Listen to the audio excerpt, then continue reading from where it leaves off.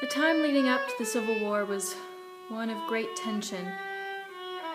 I was a student at Washington University in Lexington, Virginia at the time, and you could just feel the tension in the air, like this great foreshadowing, omniscient event was going to come, and we were all just preparing for it.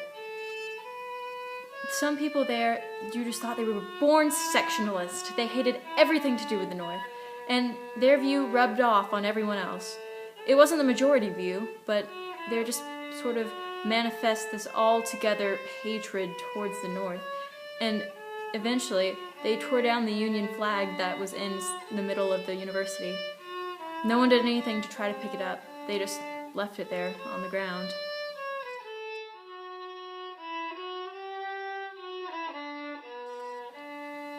School went on as normal until the heads went to the execution of John Brown at Harper's Ferry. When they came back, things were different.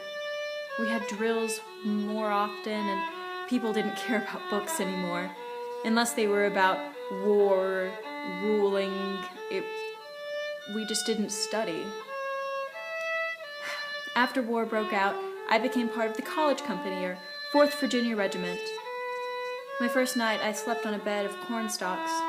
Couldn't really say it was a bed, and you could feel each individual one just going into your back.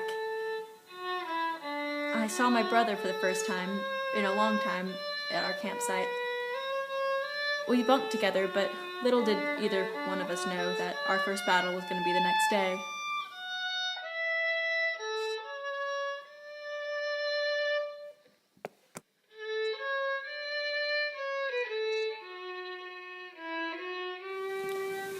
My first battle was the Battle of Cairnstown. In fact, my brother fired the first shot. When we lined up to go in march against the Union, they brought ambulances to the front. It sort of gave me this sickening feeling. After the first cannon blast, it felt like it was going right over my head, that it was hitting right next to me. People beside me were getting blown feet away, and I didn't really know what to do. This one man was riding a horse, and a shell hit him. The horse was torn to shreds, and it blew his leg off, too.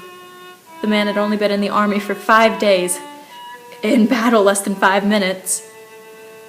Eventually they called for a retreat, and as I was retreating, I passed by people who were my friends, just dying in the forest, and I couldn't do anything. When I got back to the campsite that night, there was a cook who was wandering around saying, "Where's Charles Marsh?" And no one would answer him. Their silence was answer enough. It was then that I knew that these weren't drills anymore, that this was a war.